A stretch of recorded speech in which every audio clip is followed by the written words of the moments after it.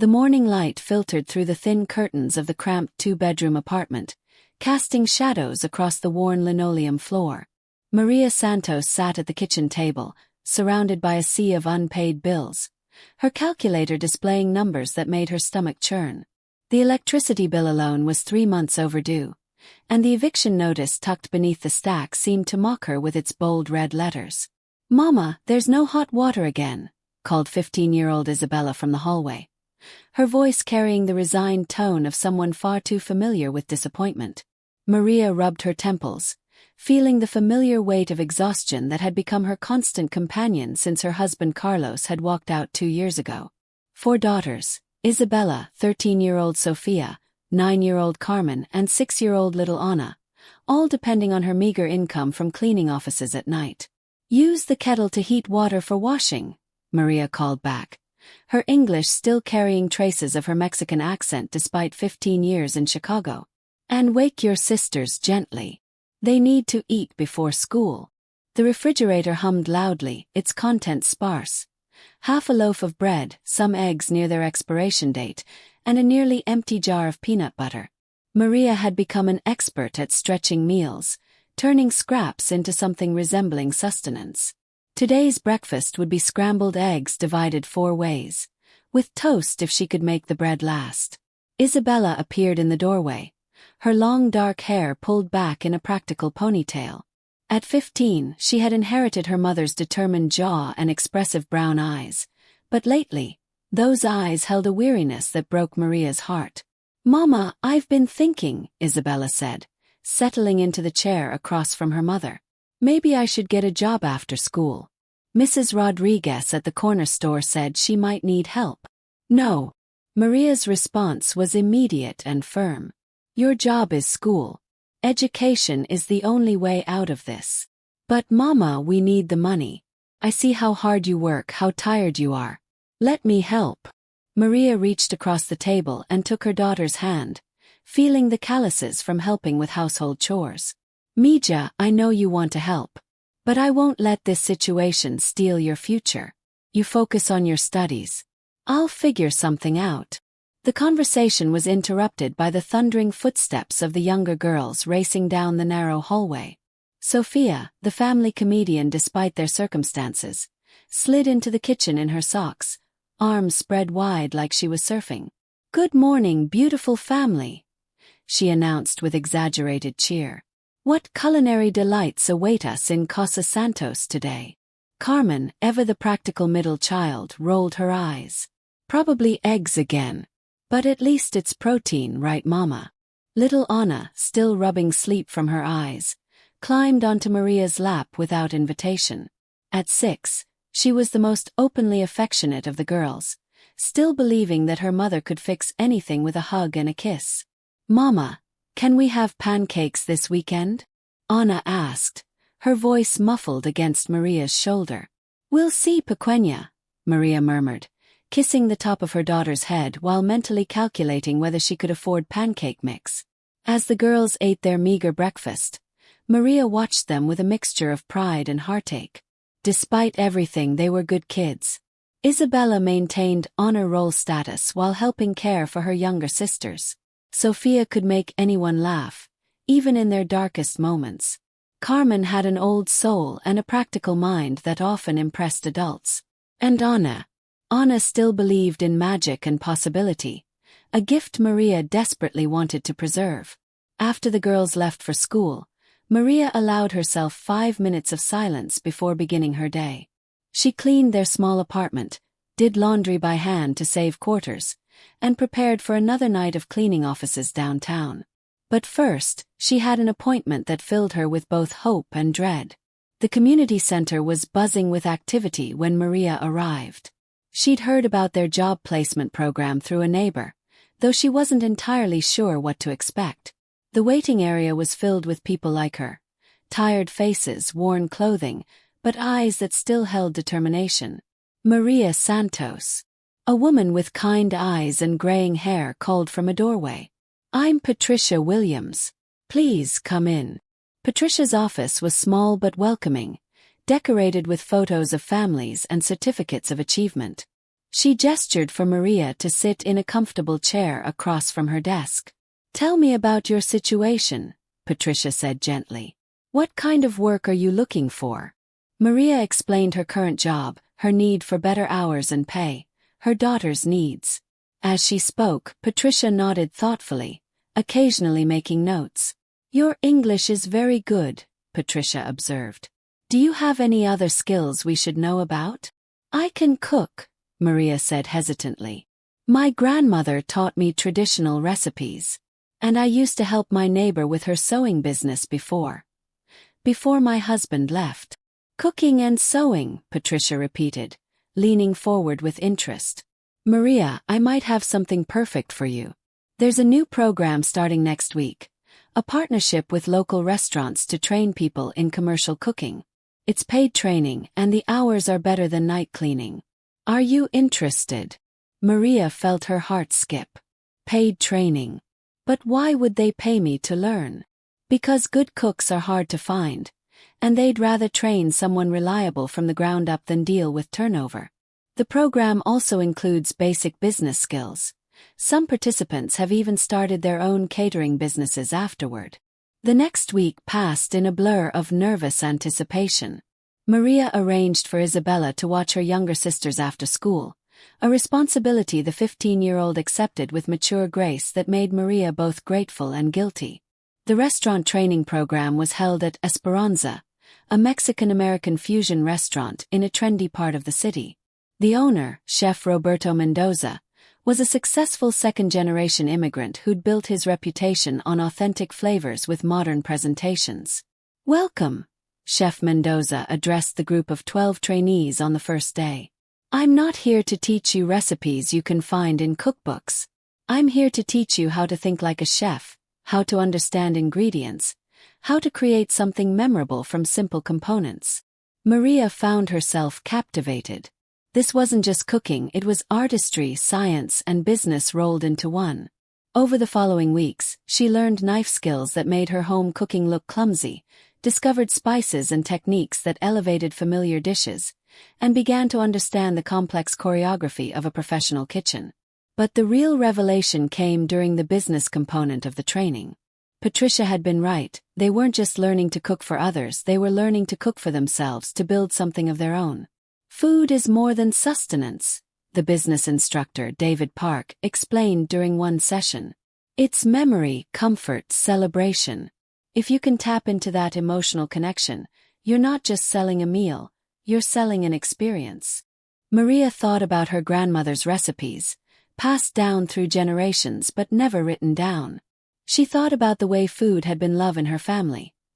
Her mother's empanadas, her aunt's mole, the special birthday cakes that made even difficult times feel magical. That night, she came home energized for the first time in months. The girls noticed immediately. "Mama, you're glowing," Sophia observed with a grin. "Did you meet a boyfriend at cooking school?" "No boyfriends," Maria laughed, swatting playfully at her daughter. "But I did learn something interesting today. Isabella, bring me that notebook from my purse. I want to write down Abuela's empanada recipe before I forget any details." "Why?" Carmen asked, curious about this sudden urgency. "Because I'm thinking, maybe we could start small. Maybe I could make empanadas to sell at the Saturday market. The instructor says food businesses often start at farmers' markets and festivals." The girls exchanged glances. They'd learned not to get too excited about their mother's plans. Life had taught them that hope could be dangerous. But something about Maria's energy tonight felt different. Over the next month, Maria threw herself into the training program with an intensity that surprised everyone, including herself. She stayed late to practice techniques, asked detailed questions about cost analysis and profit margins, and began experimenting with her grandmother's recipes, adapting them for larger-scale production. The breakthrough came during the program's final week, when each trainee had to present a business concept to a panel of local restaurant owners and food industry professionals. Maria stood before the group, her hands steady despite her racing heart. She'd practiced her presentation countless times, but standing here now, she felt the weight of her daughter's futures in her words. "My business concept is called Abuela's Kitchen, she began. Traditional Mexican recipes adapted for modern palates, with a focus on authentic flavors and fresh ingredients. But this isn't just about food. It's about preserving culture and creating opportunity. She explained her plan to start with a farmer's market stand, specializing in empanadas, tamales, and agua frescas. As she gained customers and capital, she would expand to catering, then potentially a food truck or small restaurant.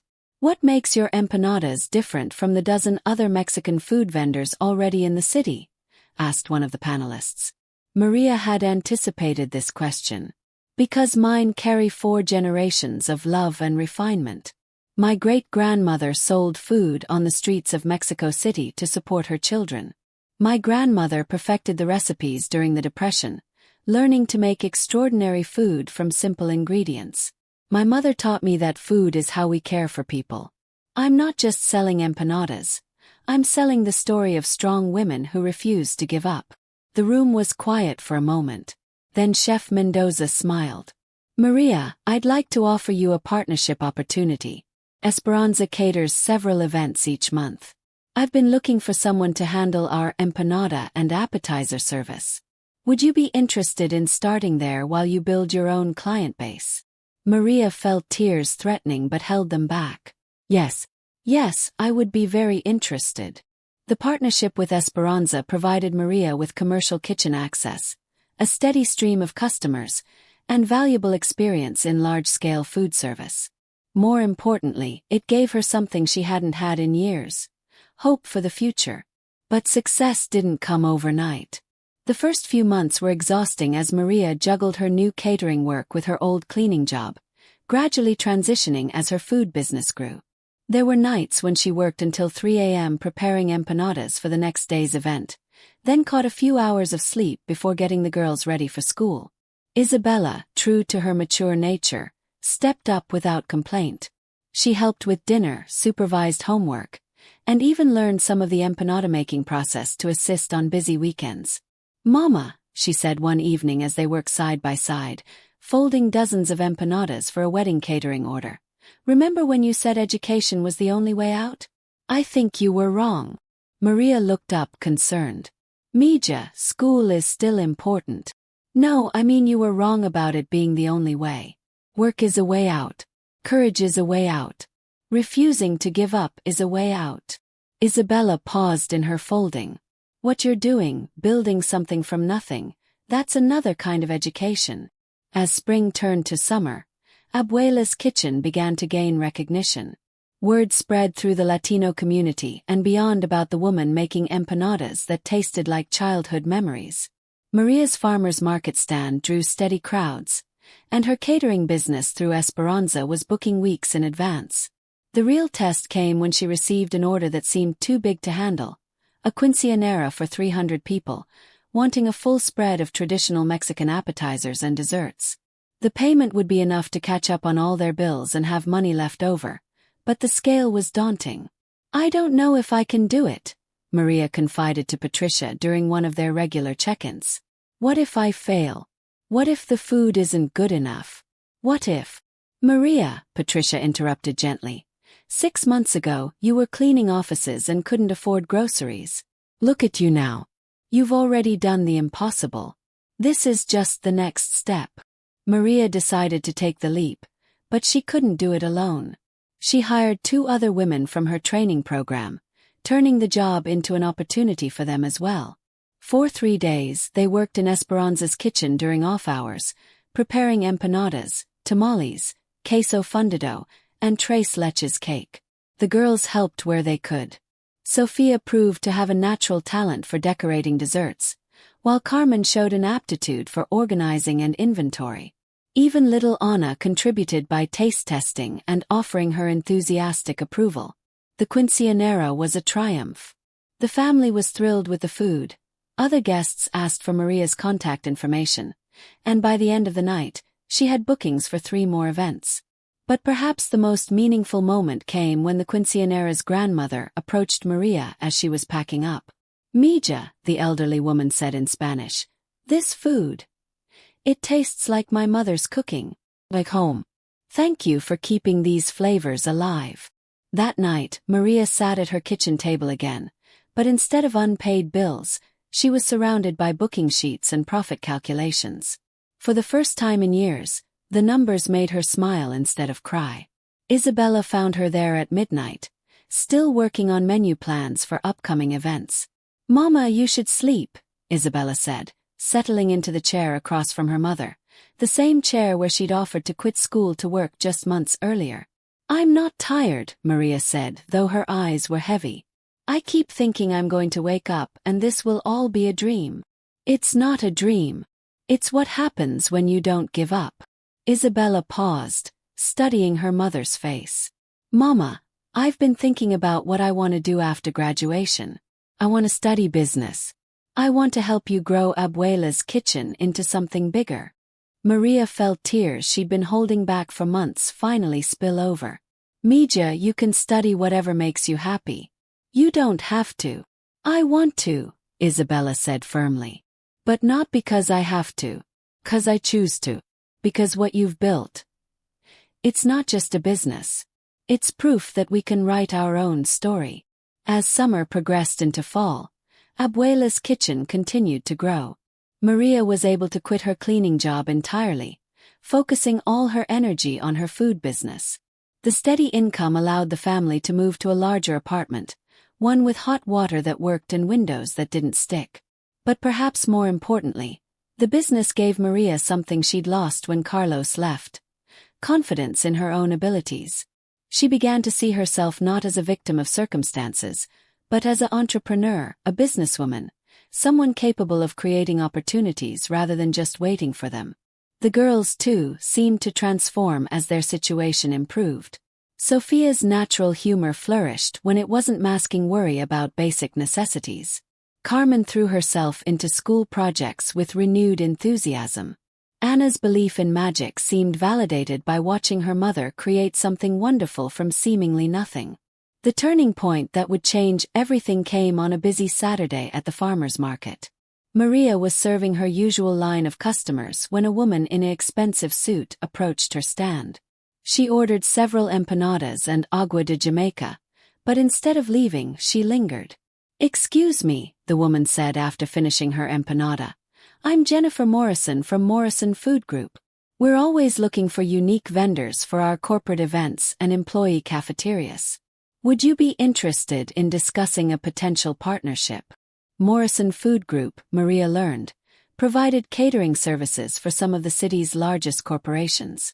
They were looking to diversify their offerings with authentic ethnic foods, and Jennifer had been specifically tasked with finding Latino-owned businesses to partner with. "We could start with a trial run," Jennifer explained during their meeting the following week.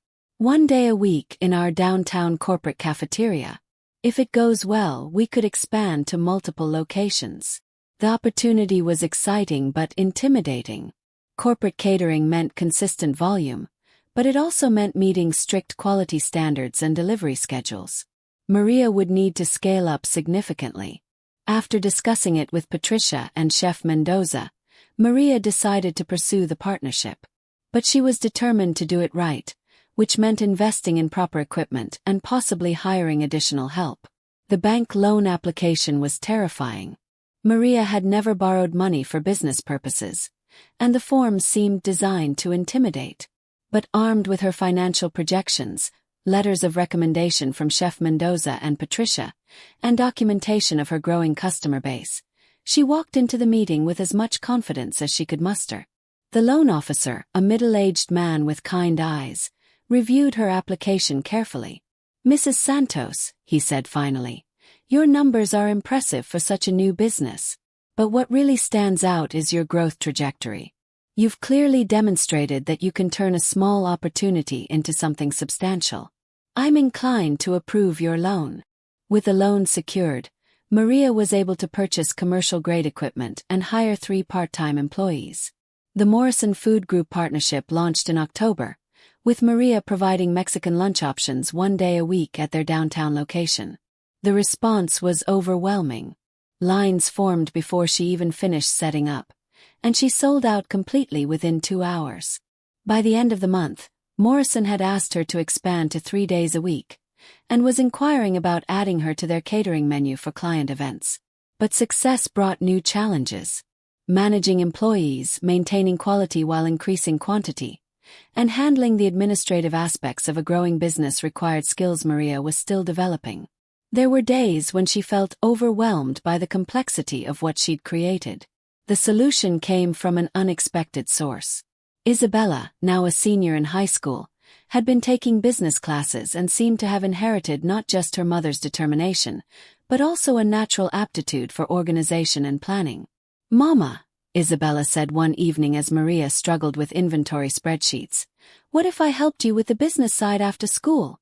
I could handle scheduling, inventory, basic bookkeeping. You could focus on the cooking and customer relationships. But your schoolwork is going fine. And this is real-world education. Besides, I'm already planning to study business in college. This would be like an internship." The mother-daughter partnership transformed Abuela's kitchen once again. Isabella's systematic approach to business operations freed Maria to focus on what she did best: creating delicious food and building relationships with customers. Together, they developed systems for inventory management, employee scheduling, and customer service that allowed the business to run more smoothly. Sophia, inspired by her mother's success and her sister's involvement, began talking about culinary school. Carmen showed interest in the marketing aspects of the business, creating colorful flyers and helping Maria understand social media promotion. Even Anna contributed by being the family's official taste tester and cheerleader. The year ended with Abuela's Kitchen catering its largest event yet, a corporate holiday party for 500 people. The event was held at one of the city's most prestigious venues, and Maria found herself cooking alongside some of the city's top catering companies. As she watched hundreds of people enjoying food that had started as her grandmother's simple recipes, Maria felt a profound sense of accomplishment. But the most meaningful moment came when she overheard a conversation between two guests. "This is incredible," one woman said, savoring an empanada. "It reminds me of my childhood, visiting my abuela in El Paso." "I know," her companion replied. "There's something special about food made with love. You can taste the difference." That night, as Maria packed up her equipment, she reflected on the journey that had brought her here. 2 years ago, she'd been a desperate woman cleaning offices at night, unable to provide her daughters with basic necessities. Tonight, she was a successful businesswoman with a thriving company, a bright future, and daughters who were proud of what their family had accomplished together. The final validation came in January when Morrison Food Group offered Maria an exclusive partnership contract. They wanted Abuela's Kitchen to be their primary Mexican food vendor for all their corporate clients, a deal that would provide steady income and growth opportunities for years to come. "Mrs. Santos," Jennifer Morrison said as they signed the contract, "in 15 years of corporate catering, I've never seen a vendor build such a loyal following so quickly. Your food isn't just delicious. It's memorable. That's a rare gift in this business." As spring arrived again, marking the 1-year anniversary of Maria's graduation from the cooking program, she found herself back at the community center. But this time she wasn't there seeking help, she was there to offer it.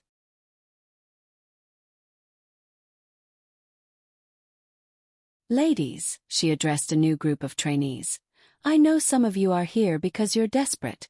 I know because I was where you are a year ago. I want you to know that desperation can become determination, and determination can become success. But it won't be easy, and it won't happen overnight." She told her story honestly, the late nights, the fear, the moments when she wanted to give up. But she also told them about the pride of building something from nothing, the joy of providing for her family through her own efforts, and the satisfaction of preserving her culture while creating new opportunities. "The most important thing I learned," she concluded, "is that success isn't just about making money. It's about creating a life that honors who you are while building toward who you want to become. It's about showing your children that obstacles aren't permanent unless you let them be."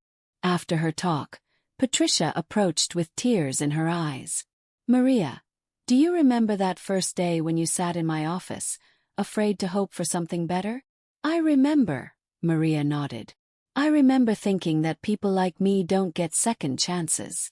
And now, Maria looked around the room at the new trainees, saw her own past desperation reflected in their faces, but also glimpsed the potential she now knew they carried. Now I know that we don't get second chances. We create them. That evening, Maria sat at her kitchen table once more.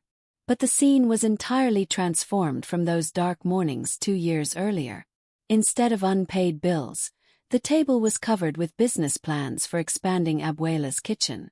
Isabella sat across from her, working on college applications that she could now afford to submit. Sophia was in the kitchen experimenting with dessert recipes. Carmen was helping Anna with homework. Both girls relaxed and happy in a way they'd never been in the old apartment.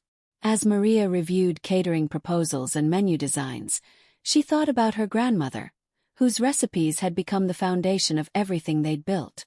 She thought about the hands that had made those first empanadas, working to feed a family with limited resources and unlimited love.